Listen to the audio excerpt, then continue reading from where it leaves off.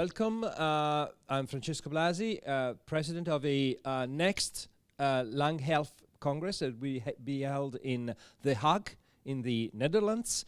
It's the 8th Congress. We will be held for lung health. And the idea is to address one important issue, that is treatable traits and also targetable traits. This is very important because it's a new way to see the disease and try to understand how to implement a correct management of the different respiratory diseases.